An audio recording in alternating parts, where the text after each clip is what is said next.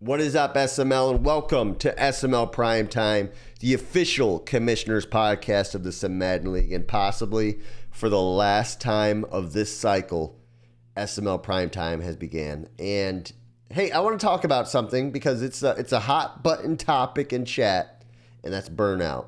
We go hard August to August, 9 seasons long of intense Madden action. And I think it's natural for there to be some burnout.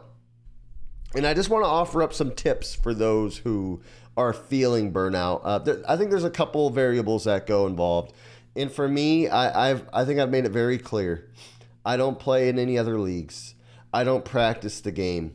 And I'm lucky enough to win a lot. And since I think my hours are low and I'm still able to win, that helps.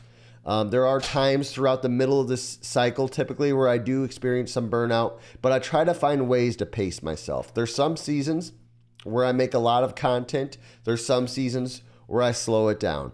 There's some seasons where I'm in chat a little bit more than others. But one thing I don't do is I don't spend a lot. I don't put 800 hours into the game, and I don't sink a lot of time into the game to start. I do scrimmage at the beginning quite a bit, and then I dial that way back. I think sometimes the people who just go way hard into the game the first 3-4 months, I think they just get exhausted. And I would encourage you, if you're one of those guys, to try to spread it out over the course of the cycle a little bit more, opposed to just going all in the first 3 months, because it's a marathon and not a sprint. And I find that people who go all in, and then the game's going to get patched anyway. Another thing for me as a commissioner, sometimes it feels like Groundhog Day doing all the things. And when I face burnout, for me, it's when I don't have other people to talk to as much. It's when I don't have a person to go to or just to have fun with on the side about the league or other things. So I found that when I lose that, it's a little bit harder for me to kind of keep finding the purpose. It's the people for me. It truly is the people. And I think you guys need to remember that too. The community is what keeps us going, not the game. Speaking of the game though, last season, last chance, last dance, who's got the best chance to go in and win a Somebody? And when I was looking through all the good stuff, all the league stuff, I had to look at a guy like Tug in the AFC. Dan's pretty much, he's a lost cause this cycle, I think, for the most part. Bomber's checked out. He's lost 3 or 4 games now. He's lost Sampson. Made a mistake there, letting that running back go. I think he should have done all he could to keep that running back. Made a big mistake. He made a dump-like mistake in letting the running back go. I think he played his backup quarterback against me, just doing weird things. So when I look at Tug, who in my eyes was close to a Super Bowl run last season, he's the guy in the AFC that has the best chance to make the big dance. On the NFC side, there's a lot of guys playing well right now. I think outside of me, it's Stavo who has the best chance. He beat me once already this season, first time in like a year. He's got a good chance. A guy like Steele, and I've hit on it a million times, he does not have the it factor. He does not have the clutch gene. He can't win close playoff games. Unfortunately for Steele, I don't think he's got he doesn't have that clutch gene.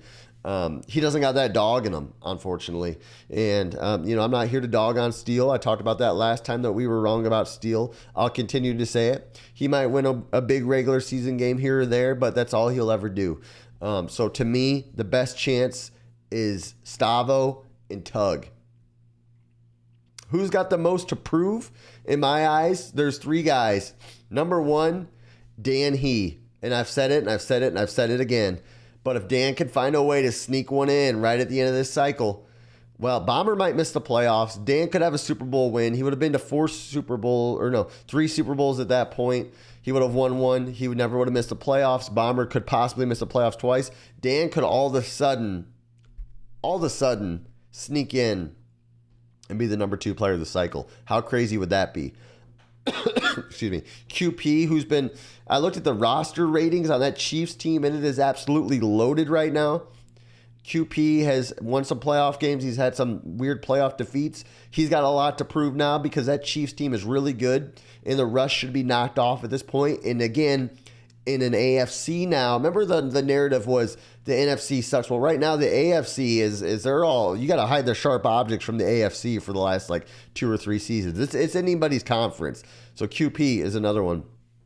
And again, on the NFC side of things, it's Stavo. Can you prove that last cycle wasn't a fluke? Right now, he hasn't been able to do it. Can he prove it in this last season?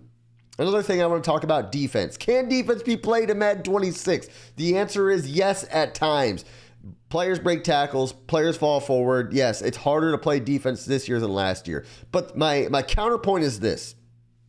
If you just want to sit there and play match all the time like you have in previous cycles and think you're going to get away with it, you're not going to. You got to use a different strategy. You got to mix it up. You got to do some different things. I think there's some guys who got lazy on the defensive side of the ball and thought they could play certain coverages all the time, and now they can't, and they just want to blame that. Well, I do think the animations suck. I do think defense is harder, but also you got to look yourself in the mirror and find out what you're doing that you could change up to improve it. And I think some people got caught in some ruts and they're just not willing to get out of it. And now in this last season, they're not going to get out of it.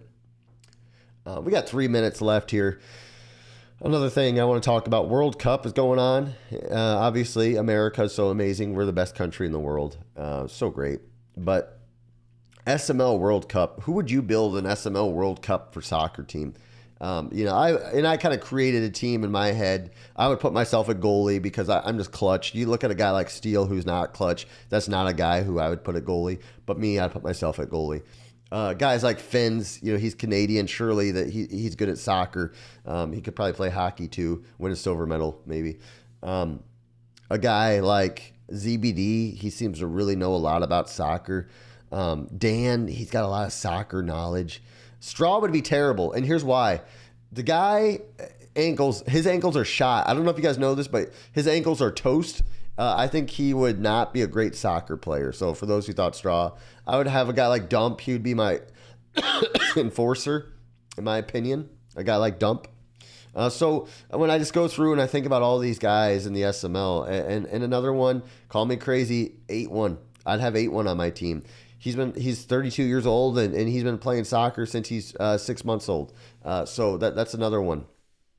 So I don't know. Let me know who you think the best soccer player is in the SML. I was trying to think through that, and I don't know if there's anybody that really sticks out. So I just put together a team of men with high IQs. ZBD, Dan, guys that are just alike. SML meetup. Speaking of Dan, 2026 coming up here. I'm going to be meeting Dan.